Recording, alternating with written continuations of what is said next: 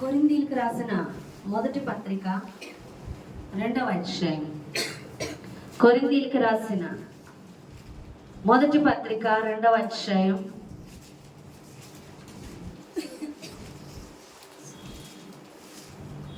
4వ వచనం.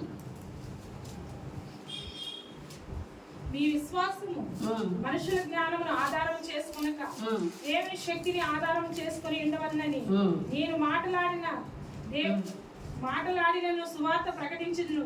జ్ఞానయుక్తమైన తీయని మాటలు వినియోగింపక పరిశుద్ధాత్మయు దేవుని శక్తియు కనపరచు దృష్టాంతమునే వినియోగించి చాలమ్మా. హల్లెలూయా.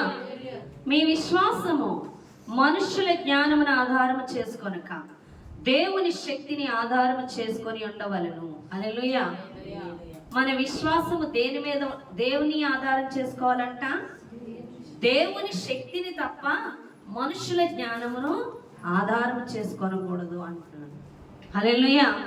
చూడండి, మన విశ్వాసం ఎప్పుడు కూడా దేవుని అందే ఉంచుతున్నామంటూ మన జీవిత సమస్యల్లో ఎన్నోసార్లు మనుషుల ఆలోచనలు, మన ఆలోచనలు, మనుషుల యొక్క సలహాలు, మనుషుల మీద ఆధారపడ్డాలు చేస్తూ ఉంటాం. అవునా కదా? వాళ్ళ సహాయాన్ని అర్థిస్తూ ఉంటాం, వాళ్ళ ఆలోచన తీసుకుంటూ ఉంటాం, వాళ్ళు చెప్పినవి పాటిస్తూ ఉంటాం.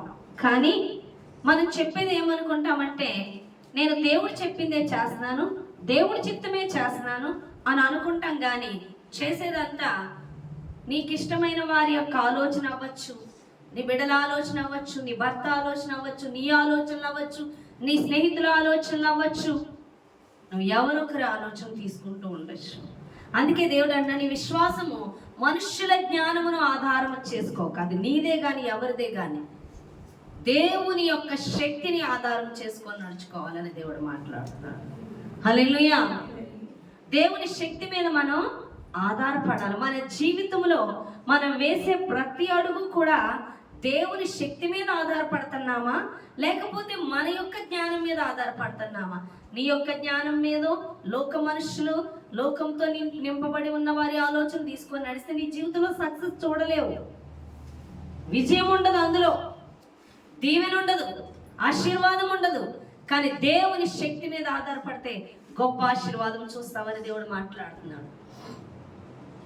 నా విషయంలోని నేను దేవుడిని నమ్ముకున్నప్పుడు, దేవుడి దగ్గరికి వచ్చినప్పుడు చిన్నప్పటి నుంచి ఇష్టమే, కానీ సరైన నడిపింపుకి వచ్చినప్పుడు ఒక సేవ ఆత్మీయతల్ని నేను కనుగొన్నప్పుడు నేను ఇంట్లో చాలా డిస్టర్బ్ అనిపించేదాన్ని. పెద్ద సమస్య, రోజుకి సమస్య, రోజుకి తరపోటే. ఆ రోజు చాలా పెద్ద సమస్య వచ్చినప్పుడు నాకేం చేయాలో అర్థం కాల. నేను సేవకురాల దగ్గరికి వెళ్తే ఆమె ముందు రోజు మీటింగ్స్కి వెళ్ళడం వల్ల ఆమె మాత్రం కూడా సహకరించట్లే, నిద్రపోతున్నారు బాడీ. అప్పుడు నేను వాక్యం తీసినప్పుడు ఆ వాక్యం నాకేమని వచ్చిందంటే, చూడండి, యెహోషువ 1వ అధ్యాయం 8, 9 వచనాలు చూడండి.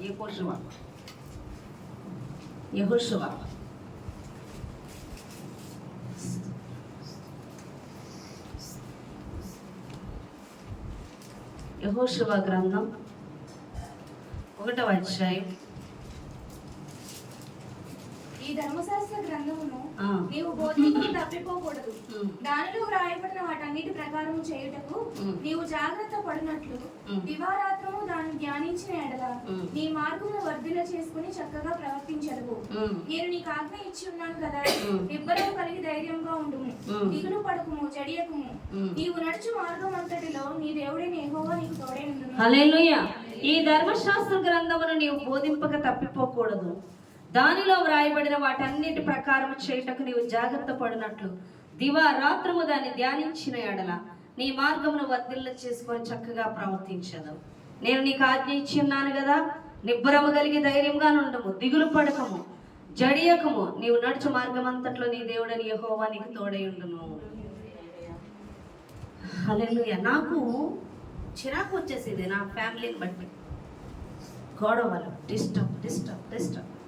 అసలు ఎక్కడికి వెళ్తుంది? మాకు దారి అనేది ఉంటుంది ఫ్యామిలీలో. ఎప్పుడు ఇదే గొడవ, ముందుకు జరగట్లేదు ఈ ఫ్యామిలీ. అసలు మా పరిస్థితులు ఏమవుతాయి అని చాలా టెన్షన్ పడేదాన్ని, ఏడ్చేదాన్ని, బాధపడేదాన్ని. వాళ్ళ గొడవలకి డిస్టర్బ్ అయిపోయేది నాకు. అప్పుడు దేవుడు నాకు ఇచ్చిన వాగ్దానం ఏంటంటే, నేను వెళ్ళిందేమో సమస్య కోసం అడిగితే దేవుడు నాతో చెప్పింది ఏమని, నీ మార్గము చక్కగా వర్ధిల్ల చేసుకోవాలంటే నువ్వు ఈ ధర్మశాస్త్రమును అంతటినీ బోధింపక తప్పిపోకూడదు. హల్లెలూయా. అంతేకాదు, నువ్వేం చేయాలి, దివారాత్రులు దీన్ని ధ్యానించి ఆ ప్రకారం నువ్వు నడుచుకోవాలి. నువ్వు బోధించాలి, నువ్వు ఆ ప్రకారం నడుచుకోవాలి. అప్పుడు నీ మార్గం వర్తిల్ల చేసుకుంటావు. నేనేంటి బాధపడుతున్నాను, మా జీవితాలు ఎట్టేళ్ళబోతున్నాయి, ఏం జరుగుతుంది, ఏంటి ఈ యొక్క అర్థం కాని పరిస్థితి అన్నప్పుడు నీ మార్గము చక్కగా వర్దిల్లాలంటే నువ్వు బోధించాలి, నువ్వు పాటించాలి.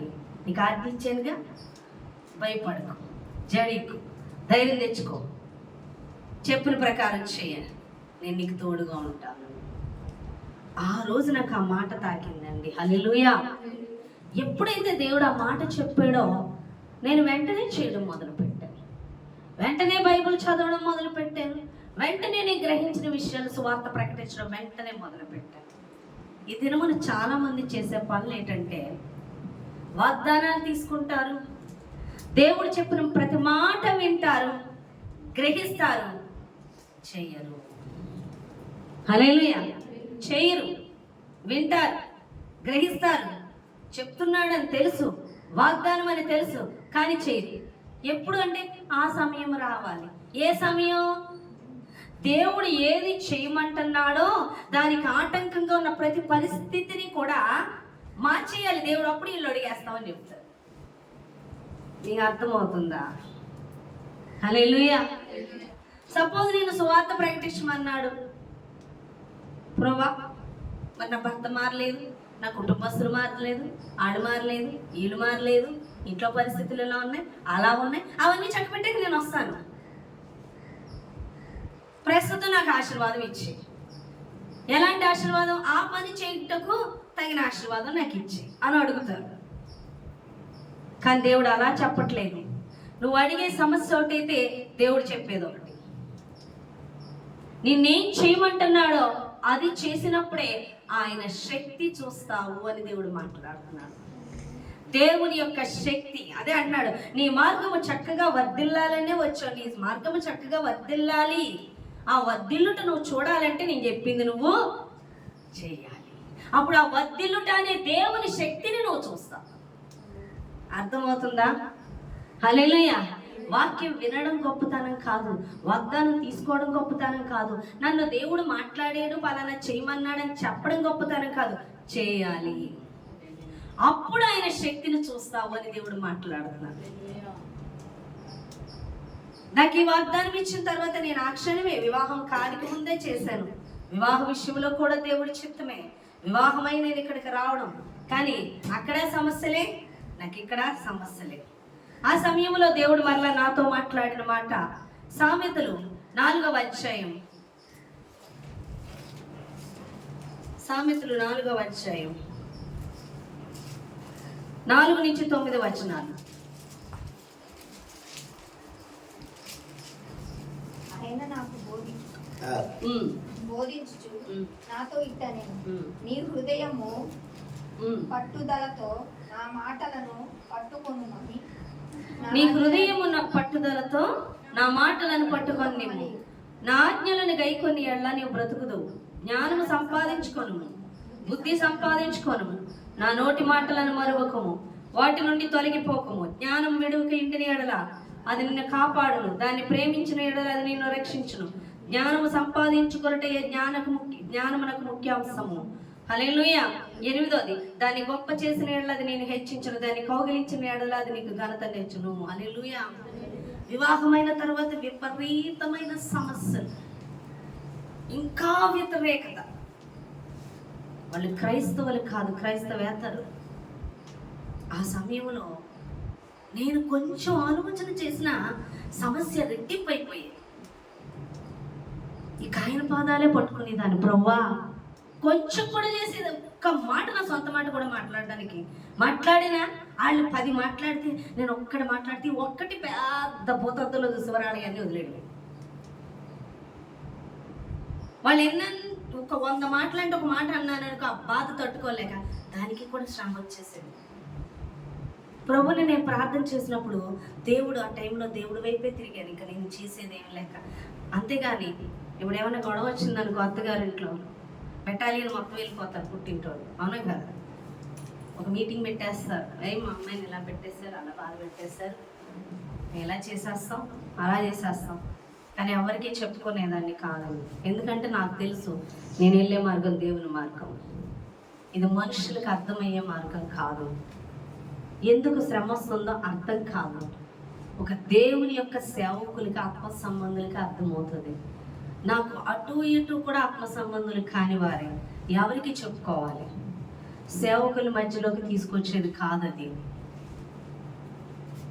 ఇలాంటి పనికిమాల విషయాలకి అప్పుడు నేను ఆయన పాదాలు పట్టుకున్నప్పుడు దేవుడు నాతో చెప్తున్న సంగతులు ఏంటంటే, నా ఆజ్ఞలు నీ హృదయమున పట్టుదలతో నా మాటలు పట్టుకున్నావు, నా ఆజ్ఞలను గైకొని అలా నువ్వు బ్రతుకుదువు, జ్ఞానము సంపాదించుకోను. నేను నిజంగా నన్ను చంపేసే ఇదన్నమాట.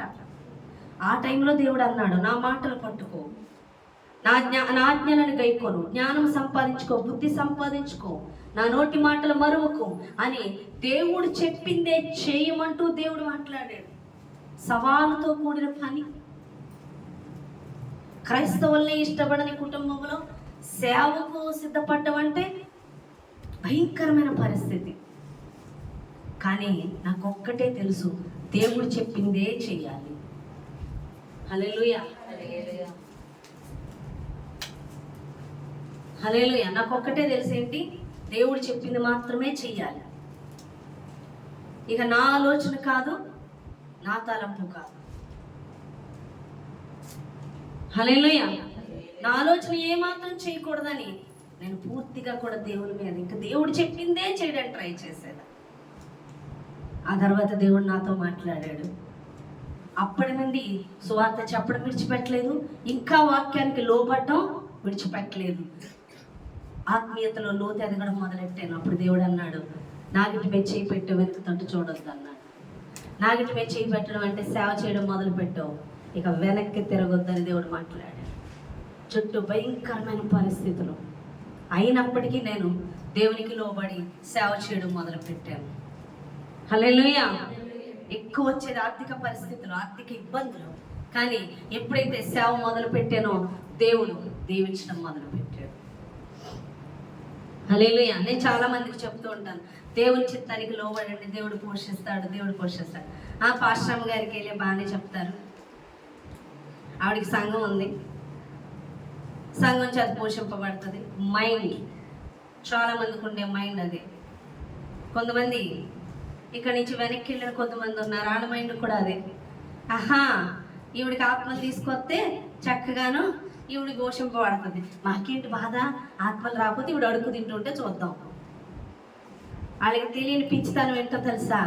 ఆత్మల వల్ల పోషింపబడం, దేవునికి లోబడుటలో పోషింపబడడం. ఏ ఆత్మలను నమ్మమంటారు చెప్పండి? సపోజ్ మీరు వచ్చారు, మీకు ధారాళంగా వస్తే ఇస్తారు, మీ ఇష్టం, అది ఇస్తే ఇస్తారు, లేస్తారు. కొంతమంది నేత్రాలు వెలిగింపబడవు. దశమ భాగం తీయంటే లోబడమంటే లోబడే రకాలు ఎంతమంది ఉన్నారు, కానుకలు ఇమ్మంటే ఇచ్చే రకాలు ఎంతమంది ఉన్నారు. ఇస్తారని గ్యారెంటీ ఏంటి? నీకు ఈరోజు ఇవ్వచ్చు, తర్వాత బుద్ధి పుట్టవు, ఇంత డబ్బు ఇచ్చేయాలని మానేచ్చు. నేను నమ్ముకోనా, నేను సంఘం పెట్టింది, మీరు ఇచ్చే వాటి మీద నేను ఆధారపడి. కొంతమంది మైండ్ అలా ఉంటుంది, వీళ్ళు ఇచ్చారు, ఎంత మాత్రం అది రాంగ్. అదే నిజమైతే మన మొదటి రాజులు 17వ అధ్యాయం 8వ వచనం చూద్దాం. రాజులు గ్రంథం మొదటిది 17వ అధ్యాయం 8వ వచనం. అంతటి యెహోవా వాక్కు అతనికి ప్రత్యక్షమై ఇలాగు సెలవిచ్చెను, నీవు సీదోను పట్టణ సంబంధమైన సారేపతను మునిగిపోయి అచ్చట ఉండుము, నిన్ను పోషించుటకు అచ్చట ఉన్న ఒక విధవరాలికి నేను సెలవిచ్చితిని. హల్లెలూయా. ఎవరిని పోషించడానికి సెలవిచ్చాడంట? విధవరాలికి. ఏలియా ప్రవక్తను పోషించడానికి విధవరాలికి ఆజ్ఞ ఇచ్చాడంట దేవుడు. ఎలా? ఆవిడికి వెళ్ళి డైరెక్ట్ చెప్పాడా? చెప్పలా. ఆ టైంలో ఆ రాజ్యంలో కరువు, పశువులేమి మనుషులేమి చనిపోతున్న దినాలు. దేవుని విడిచి వేరొకరిని అనుసరించడం వల్ల వాళ్ళకి ఆ శ్రమలు వచ్చి, అది ఏలియా ద్వారానే దేవుడు చెప్పించాడు. అర్థమవుతుందా? ఇప్పుడు కరువులో ఏలియా కూడా ఉన్నాడు, కానీ ఏలియా దేవుడు అన్నాడు, నేను కేరీతు వాగు దగ్గర ఉండు, నేను నీకు ఆహారం పంపిస్తానని కాకుల చేత ఆహారం పంపించాడు. కేరీతు వాగులో నీళ్లు తాగుతూ ఆహారం పంపించింది, దేవుడు తిన్నాడు. తర్వాత అన్నాడు, ఇప్పుడు నువ్వు ఏ ఊరు వెళ్ళమన్నాడు? సారేపతి అనే ఊరికి వెళ్ళమన్నాడు. అక్కడ ఒక బీద విధవరాలకి పోషించుటకు నేను సెలవిచ్చి తిని అన్నాడు. ఇప్పుడు అక్కడికి వెళ్ళాలి. ఇప్పుడు మనం ఏమనుకుంటాం చెప్పండి? మనకి దేవుడు ఇస్తే ఎలా ఇవ్వాలనుకుంటే, ఏ రాజుగారి ఇంటికి వెళ్ళి అంతపురంలో కూర్చొని నేను చక్కగా పోషిస్తానని అంటే బాగుండని ఆలోచన. దేవుడు అలా ఇవ్వాలని ఆలోచిస్తామే కదా. ఎంతసేపు మన ఆలోచనలు ఇంత కట్టిస్తే బాగుండని చూస్తుంటాం.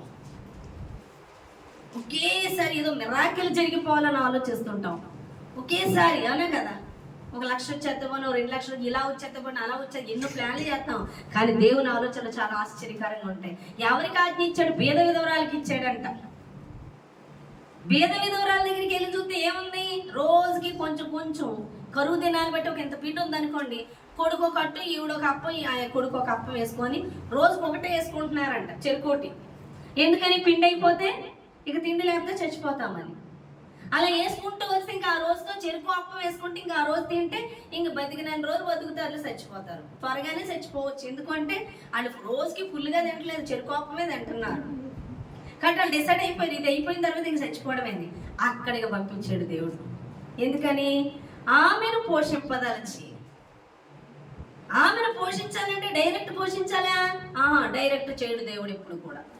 చాలా మంది అనుకుంటారు, చర్చికి వెళ్ళకపోయినా, సేవకులు ప్రార్థన చేయకపోయినా మేము చేసేసుకుంటాం, దీవించడం సేవకుల ద్వారానే క్రమం. ఆమె తొట్టిలో ఉన్న పిండి, బుడ్డిలో ఉన్న నూనె ఆశీర్వదించాలంటే అది సేవకుని చేతిలో పెట్టాల్సిందే. హల్లెలూయా. నువ్వు దీవించు సమృద్ధి అంటే సేవకుల చేతిలో పెట్టకుండా దీవించడం, పెట్టాలంతే. ఎలా అంటున్నాడు? దీవించదలిచాడు. సరే, డైరెక్ట్ దీవించచ్చుగా. మొదటి అప్పు ఎవరికి ఇవ్వాలంట? ఏలియా నుంచి. ఇదేంటి ప్రభు, పెద్ద డబ్బు ఉన్నవాడి దగ్గర పంపిద్దామంటే ఇలాంటి బీద విధవరాలు ఒకటే ఉందంట అంటున్నాడా? ఏమని అంటున్నాడు? అమ్మా నీళ్లు తీసుకురా, అదే చేతితో కప్పని తీసుకురా. ఆవిడేమంటుంది? చెరుకు అప్పమే ఉంది, అయిపోద్ది పిండి, అయినను నీ మాట చొప్పున నేను తెస్తానని లోబడి ఆయనకి తెచ్చి అప్పం ఇచ్చిందంట. అంతే. రోజుకి వాళ్ళకి ఎంత పిండి కావాలో అంత బుడ్లో నూనె వచ్చేస్తుందంటే, తొట్లో పిండి వచ్చేస్తుందంట. ప్రతిరోజు కరువు దినాలు అయ్యేంత వరకు కూడా వాళ్ళ దేవుడు పోషించాడంట. ఎవరు పోషించారు? అక్కడ ఎవరు కనిపిస్తున్నారు? దేవుని యొక్క శక్తి, దేవుని యొక్క అద్భుతం, ఆశ్చర్యం కనపడుతుంది. కానీ అక్కడ ఏమన్నా ఎవరన్నా మనుషులు ఏమన్నా తెచ్చి, రాజుగారు ఏమన్నా తెచ్చి, ఎవరన్నా మనుషులు తెచ్చి పిండిలో ఇచ్చారా? అక్కడ తొట్టిలో పిండి వదగడం, బుడ్డిలో నూనె పెరగడం, అద్భుతం జరుగుతుంది. ఎందువల్ల? ఏలియా దేవునికి లోబడి వెళ్ళడం వల్ల, బీద విధవరాలు దేవునికి లోబడి సేవకుడు చెప్పింది చేయడం వల్ల, ఇక్కడ లోబడడం వల్ల, దేవుడు చెప్పింది చేయడం వల్ల, దేవుడు చెప్పింది విని ఊరుకోలే, చెప్పింది చేసాక అద్భుతం, శక్తి, దేవుని యొక్క శక్తి చూశారు. హల్లెలూయా. నీ జీవితంలో, నా జీవితంలో దేవుని శక్తి చూడాలంటే వినువారై ఉండడం కాదు, విన్నది దేవుడు నిన్ను చేయమన్నది చేయాలి. నీకెంత ఇంపార్టెంట్ ఉన్నదో పక్కన పెట్టాను, నువ్వు దేవుడు చెప్పింది చేయాలి. అక్కడ ఆజ్ఞ ఇచ్చాడు. ఏలియా వెళ్తే బీద విధవరాల్ని పోషించడానికి సెలవిచ్చాడు, తనను పోషించడానికి. ఆ చెప్పినప్పుడే వెళ్ళాలి. ఇక్కడ నువ్వు వెళ్తే అక్కడ పలానా పని చేయమని దేవుడు అక్కడ ఆజ్ఞాపించాడు దేవదూతకి. హల్లెలూయా. కాబట్టి దేవుడు చెప్పింది వెంటనే లోబడి చేయాలని దేవుడు మాట్లాడుతున్నాడు. సంఘం వల్ల ఆశీర్వాదాలు రావడం కాదు, దేవునికి లోబడడం వల్ల, దేవుడు చెప్పింది వెంటనే చేయడం వల్ల ఆయన శక్తిని చూస్తామని దేవుడు మాట్లాడుతున్నాడు. ఈరోజు చాలా మంది వాక్యమును ధ్యానించడం కానీ, ప్రార్థన చేయడం కానీ, దేవుడు చెప్పింది చేయడం కానీ చేయరు. ఏం చేస్తున్నట్టు ప్రార్థన చేస్తున్నావు, ఏమనంటే సమస్యలు తీర్చి, అంతే అంతే. ఇక ఆయన చెప్పింది చేయడం ఉండదు. నేను సమస్యతోనే వెళ్ళాను, కానీ నాకు చెప్పింది ఏంటి? ఈ ధర్మశాస్త్రం అంతటిని బోధింపక తప్పిపోకూడదు, దాని చిత్త ప్రకారం నువ్వు నడుచుకోవాలి, లోబడాలి. తర్వాత ఏం చేయాలి? నా పరిచయం చేయాలి, నేను నీకు తోడై ఉంటాను. మీరు చెప్పాడు, లోబడ్డాను. చాలా మందికి దేవుడు మాట్లాడుతుంటే పరిస్థితుల గురించి చెప్తూ ఉంటారు దేవుడికి. మోషే కూడా అలాగే, నువ్వు వెళ్ళి ఫరో ఎదుట మాట్లాడంటే తప్పించుకోవడానికి నేను ఎత్తోడని చెప్తున్నాడు. నిన్ను పుట్టించేవాడనైనా నేను నువ్వు నెత్తోడివని నాకు తెలియదా? నువ్వే నాకు చెప్తున్నావా? ఈరోజు చాలా దేవుడికి పని అప్పగించినప్పుడు, ప్రభావ నాకు పని ఉంది, నాకు వర్క్ ఉంది, నాకు జాబ్ ఉంది, నాకు వాళ్ళు ఉన్నారు, నాకు వీళ్ళు ఉన్నారు, నువ్వు చెప్పకూడదు. అది దేవుడు చెప్పాడు.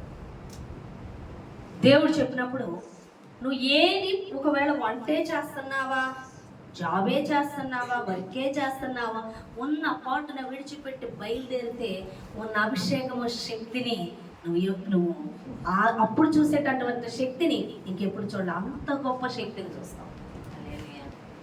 హల్లెలూయా. ఆ విషయాలు ఎవరికి తెలియవు. ప్రేయర్కి రమ్మన్నా సరే చాలా తేలిగ్గా చెప్తారు. ఈ వేళ వరకు అంతా ఎవరు చెప్తున్నారు, ఎవరు పెట్టారు ప్రేయర్? ఫరోకి మాట్లాడమంటున్నాడు ఇజ్రాయెల్ ప్రజలను, నన్ను ఆరాధించడానికి పంపించమని చెప్పాను అంటున్నాడు, ఆజ్ఞాపిస్తున్నాడు. విన్నందుకు ఏం చేశాడు? మొత్తం కూల్చేశాడు. అవునే కదా? ఐగుప్తు దేశాన్ని యుద్ధం చేశాడు దేవుడు రాజుతో. దేనికి? దేవుణ్ణి ఆరాధించడానికి పంపించనందుకు యుద్ధం చేశాడు. ఈ రోజు ఆళ్ళు పంపించడం ఏమో కానీ ముందు నువ్వే రావు. అప్పుడు నీ పరిస్థితి ఎలా ఉండదో ఆలోచించు. ఒక ఇజ్రాయెల్ ప్రజలను దేవుణ్ణి ఆరాధించడానికి పంపించినందుకు తెగుళ్ళ చేత, రోగాల చేత, శ్రమల చేత, అవునా కదా, ఎన్ని ఇబ్బందులు పెట్టాడు, ఎంతగా యుద్ధం చేశాడు ఫరోతో. వీళ్ళకి ఆరాధించడానికి ఇష్టం ఉంది రావడానికి, కానీ పంపించట్లేదు, యుద్ధం చేశాడు. ఇక్కడ నువ్వు వాళ్ళు పంపించుకుపోవడం ఏంటి? నువ్వే రావు. ఒకవేళ నువ్వు ఇష్టపడి రావాలనుకున్నప్పుడు ఏ పరిస్థితినైనా మార్చగలడు దేవుడు. అది నీకు తెలియాలి. నువ్వే చెప్పేస్తావు ముందే, నాకు కుదరదు, నాకు కుదరదు. ఎందుకు పెట్టాడు? పని లేక పెట్టాడా? నేను ఆశీర్వదింపదలచే పెట్టాడు. ఈ ప్రార్థన నిన్ను ఆశీర్వదింపదలచే, ఈ ఆరాధన నిన్ను ఆశీర్వదింపదలచే, ఆయన చెప్పే ప్రతి పని నిన్ను ఆశీర్వదింపదలచే. నాకు చెప్పిన ఆజ్ఞ దేనికి? నీ మార్గము చక్కగా వర్ధిల్ల చేసుకొందువు. నీ మార్గం ఏంటో నీకు తెలియట్లేదు, నీ పరిస్థితి ఎక్కడికి వెళ్తుందో నీకు తెలియట్లేదు. నీ మార్గంలో నువ్వు వర్ధిల్లాలంటే నేను చెప్పింది చెయ్యి అని దేవుడు మాట్లాడుతున్నాడు. నాకు కుదరదని నేను చెప్పలేదు, మొదలుపెట్టా. చెప్పిన వెంటనే నేను మొదలుపెట్టా. మనం చూసినట్లయితే మరియా ఉంది, కన్య మరియా. ఏం జరిగింది? పరిశుద్ధాత్మ దేవుడు వచ్చి ఏమని మాట్లాడు? దేవదూత వచ్చి, నువ్వు పరిశుద్ధాత్మ వల్ల గర్భాన్ని ధరిస్తావు. చెప్పాబో ఇంకేమన్నా ఉందా? నేను ఎలా కంటాను, నేను ఎలా అవుతాను అని క్వశ్చన్ వేసింది. సర్వోన్నతుడైన దేవుడు పరిశుద్ధాత్మ నిన్ను కమ్ముకోవడం వల్ల నువ్వు గర్భాన్ని ధరిస్తావు అని దేవుడు చెప్పాడు. నీ చిత్తమే జరగని అని చెప్పింది. అవునా? ఏం ప్రభా మాట్లాడుతున్నా? నాకు ప్రెగ్నెంట్, నాకు ఎంగేజ్మెంట్ అయింది. ఆ సమయాల్లో తప్పుడు పని జరిగిందా? రాళ్ళు ఇచ్చి కూడా చంపేస్తారు. చిన్న మిస్టేక్ జరిగిన ఇప్పుడు అలాంటి ఏం లేవు. ఇప్పుడు విషయాలు వేరు, చంపి పాడేస్తారు. అలాంటి రోజుల్లో ప్రభా నాకు ఎంగేజ్మెంట్ అయింది, ఇప్పుడు తెలిసిందంటే నా పరిస్థితి ఏంటని తనను గురించి ఇంత కూడా ఆలోచించలేదు. అంటే దేవుని యొక్క శక్తిని అంత గొప్పగా నమ్మింది ఆవిడ. నీ చిత్తమే జరగని అంది. దేవుడు ఊరికే వదిలేశాడా? వెళ్ళి యోసేపుతో మాట్లాడాడు. మరియని చూశాడు, వదిలేద్దాం ప్లాన్ చేసుకున్నాడు. ఎప్పుడైతే ప్లాన్ మొదలైందో వెళ్ళి మాట్లాడాడు. ముందే మాట్లాడలేదు, ముందే చెప్పేశాడా? మరియా ప్రెగ్నెంట్ అవుతుంది, నువ్వు వదిలేయాలని ఆలోచన చేయకు, ఏం చెప్పలేదు. ఆలోచన చేసే వరకు ఆగాడు. ఆలోచన చేసే అది ఎందు నిమిత్తం ప్రెగ్నెంట్ అయింది, ఏ విధంగా అయింది అనేది చెప్పి అతన్ని డెలివరీ అయ్యేంత వరకు తనకు తోడుగా ఉండమని దేవుడు, తనతో ఉండమని దేవుడు మాట్లాడాడు. హల్లెలూయా. చూడండి, దేవుడు ప్రెగ్నెన్సీ ఇచ్చేసి వదిలేసాడా? కుటుంబాన్ని వదిలేసాడా? దేవుడిని మాట్లాడాడు. ఎందుకంటే ఆమె దేవుడు చెప్పింది చేస్తుంది కాబట్టి తన భర్తతో మాట్లాడవలసిన బాధ్యత దేవుడిది. ఈరోజు నువ్వు దేవుడు చెప్పింది చేస్తున్నప్పుడు నీ పరిస్థితిని గాలి వదిలేడు దేవుడు. ఎవరితో ఏ విధంగా మాట్లాడాలో ఆయనకి తెలుసు. నువ్వు చెప్పక్కర్లొద్దు, ప్రభు వాళ్ళు ఒప్పుకోరు, వీళ్ళు ఒప్పుకోరు, ఇది చేస్తే ఆ పరిస్థితి కుదరదు, ఈ పరిస్థితి. నీకు అప్పగించింది ఆయన కాబట్టి నీ పక్షాన మాట్లాడేవలసింది కూడా ఆయనే మాట్లాడతాడు. నువ్వు ఒకవేళ జాబ్ వదిలేసి దేవుడి దగ్గరికి వస్తే వదిలే రమ్మన్నది ఆయనే కాబట్టి పోషించవలసిన బాధ్యత ఆయనదే. ఒకవేళ నువ్వు జాబ్ చేసుకుంటున్నా కూడా పోషించేది ఆయనే, నీకు తెలియాలి ముందు. హల్లెలూయా. అప్పం పెట్టమన్నాడు ఏలియాకి, మరి ఏలియాకి అప్పం పెట్టమన్నాడు, పిండి ఉండాలి కదా. ఆ పిండి ఇచ్చే బాధ్యత ఎవరు తీసుకున్నారు? హల్లెలూయా. ఎప్పుడు చేశాడు ఆ పిండి ఇచ్చే బాధ్యత? ఈ అప్పం వేసి పెట్టినప్పుడు లోపల. అలాగే నీకు దేవుడు ఏం చెప్తున్నాడో చెయ్యి 100%. ఏది చేయొద్దన్నాడు అది మానే, ఏది చేయమన్నాడు అది చెయ్యి. పర్ఫెక్ట్ గా ఉండు. దేవుడు ఖచ్చితంగా నీ పట్ల కార్యం చేస్తాడు. చాలా మంది నన్ను చూసారు, దీన్ని వంటను చేసేస్తే దిక్కులేక మా దగ్గరకు వస్తుందని. దేవుడు వదిలేయమన్నప్పుడు, వాళ్ళ అధికారం నా మీద పనిచేస్తున్నప్పుడు, దేవుని అధికారం పనిచేయనివ్వకుండా ఆపుతున్నప్పుడు నేను దూరంగానే ఉన్నాను. నన్ను ఎప్పుడూ వంటను చేయలేదు. దేవుడు అన్నాడు, నీలో ఉన్న ఒక్కొక్కని నేను 1000 మందిగా మారుస్తాను. నేను వంటని చేయను, నేను 1000 మందిగా మారుస్తానని దేవుడు మాట్లాడాడు. హల్లెలూయా. కాబట్టి పరిస్థితులకు గురించి నువ్వు చెప్పొద్దు. దేవుడు చెప్పింది చెయ్యి, ఆయన శక్తిని చూస్తావని దేవుడు మాట్లాడుతున్నాడు. ఆయన శక్తి గల కార్యము నువ్వు చూస్తావు. చూడండి, యెహోషువ 3వ అధ్యాయం 13వ వచనం చూద్దాం.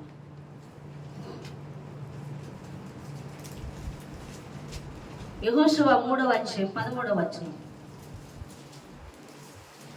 సర్వలోకనాథుడగు యెహోవా నిబంధన మందసమును మోయు యాజకుల అరకాలు యాతాను నీళ్లను ముట్టగానే యాతాను నీళ్లు అనగా ఎగువ నుండి పారు నీళ్లు ఆపబడి ఏకరాశిగా నిలిచెను. హల్లెలూయా. చూడండి, యోర్దాను నది దాటి ఈ మందసాన్ని మోసుకుంటూ ఇజ్రాయెల్ ప్రజలు వెళ్ళారు. అలా వెళ్తున్నప్పుడు యోర్దాను నది ఎలా ఉంటదంట, ఒక్కొక్కటి కాలువ చూసారా మీరు? ఇలా దిగుతూ ఉంటేనంట ఇలాగా నీళ్లు కాలువలో వెళ్ళే కొద్ది లోతు ఉంటుంది. ఈ యోర్దాను నది అలా కాదు, ఇలా నిలువుగా ఉంటుందంట లోతు, స్టార్టింగే లోతు. అలాంటి యోర్దాను నది దాటి ఇజ్రాయెల్ ప్రజలు వెళ్ళాలి మందసాన్ని మోసుకుంటూ. దేవుడు అన్నాడు, మందసాన్ని యాజకులు మోస్తున్నారు. మొదటిగా యాజకులు ఈ మందసాన్ని మోసుకుంటూ యోర్దాను నది దాటి వెళ్తే ఆ వెనకాల ఇజ్రాయెల్ ప్రజలు వెళ్ళాలి. ఇప్పుడు ఈ మందసాన్ని మోసేవాళ్ళు అడుగు పెట్టేటప్పుడు యోర్దాను నది ఎలా ఉందో తెలుసా? నీళ్ల కిందే ఉంది. అదే గట్టిగా ఐస్ అయిపోయినట్టు లేదు, రాయిలాగా. ఇప్పుడు వీళ్ళు ఎలా పెట్టాలి అడుగు? దేవుడు దాటి వెళ్ళమన్నప్పుడు విశ్వాసంతో అడుగు పెట్టాలి. పడిపోతామని భయం వేస్తుంది కదండి, అవునా కదా? ఇలా పెట్టగానే కిందకి వెళ్ళిపోతుంది, పడిపోతారా పడిపోరా. కానీ దేవుడు అన్నాడు, యోర్దాను నది మందసాన్ని పట్టుకొని దాటమనగానే ఇలా కాలు పెట్టగానే, ఇలా కాలు ఇలా నీటిని తాగ్గానే వాళ్ళు ఎక్కడ కూడా పడిపోకుండా రాయిలాగా అయిపోయిందంట. ఏకరాశిగా ఎక్కడి నుంచి పారడం మొదలైంది అక్కడి నుంచి కూడా ఏమైపోయింది? గట్టిగా రాయిలా అయిపోయిందంట. వాళ్ళందరూ దాటేవారు. ఎప్పుడైతే దేవుడు చెప్పింది వాళ్ళు చేయడానికి రెడీ అయిపోయి చేసేయడానికి కాలేసారో దేవుని శక్తి చూశారు. ఇప్పుడు మనం ఆధారపడి జీవించాల్సింది ఎలాగా? సారేపోతు స్త్రీ దేవుని శక్తి మీద ఆధారపడింది. అక్కడ అప్పము ఆ పిండి ఎలా వృద్ధి చెందుతుంది? దేవుని శక్తి వల్ల. అక్కడ దేవుని శక్తి కార్యం. ఈ ఏకరాశిగా నీళ్ళు అనేది ఎలాగా? దేవుని శక్తి. ఎర్ర సముద్రం పాయలు ఎలాగా? దేవుని శక్తి. మన జీవితాల్లో ఆధారపడవలసింది మనుషుల జ్ఞానమో, మనుషుల హస్తమో, మనుషుల ఆధారమో కాదు. నీ ఆలోచన, నీ జ్ఞానమో, నీ శక్తో కాదు. దేవుని శక్తిని ఆధారం చేసుకొని వెళ్ళాలి.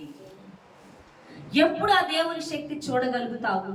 ఎప్పుడు దేవుని అద్భుతాలు చూడగలుగుతావు? ఎప్పుడు దేవుని ఆశ్చర్యకార్యాలు చూడగలుగుతావు అంటే ఆయన చెప్పింది చేసినప్పుడు, వినినప్పుడు, ఆలకించినప్పుడు, చూద్దాంలే అనుకున్నప్పుడు కాదు. సూటిగా స్పష్టంగా ఏం చేయమని దేవుడు నీతో మాట్లాడుతున్నాడో వెంటనే చేయవలసిందే. ఎప్పుడైతే చేస్తావో అప్పుడే అద్భుతం చూస్తావని దేవుడు మాట్లాడుతున్నాడు. హల్లెలూయా. చేయని వాడి పరిస్థితి ఎలా ఉంటుందో తెలుసా? నీకు 1 ఎకరం పొలం ఉంది అనే కదా, ఒక్క విత్తనం కూడా నాటుకుంటే పంట కోసం చూస్తే పంట వస్తుందా? చెప్పండి. నీ పొలంలో ఏం చేయాలి?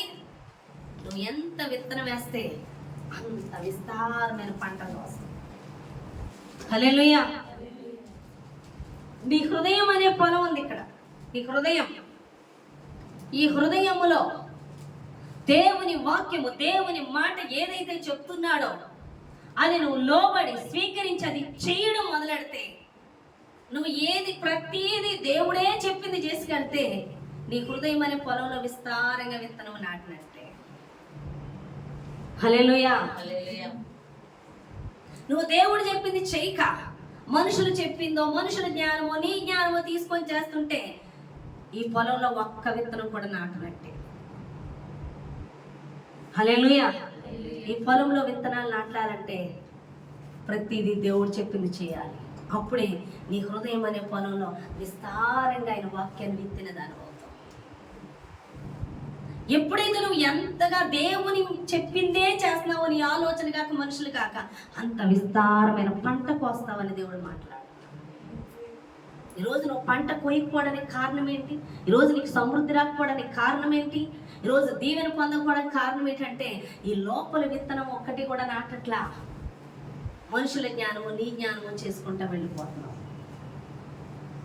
బట్ 100% దేవుడు చెప్పింది చేస్తే నువ్వు దీవించబడతావు అని దేవుడు మాట్లాడు. హల్లెలూయా. కాబట్టి ప్రియులారా, దేవుడి దినాన్ని మాట్లాడుతున్నాడు.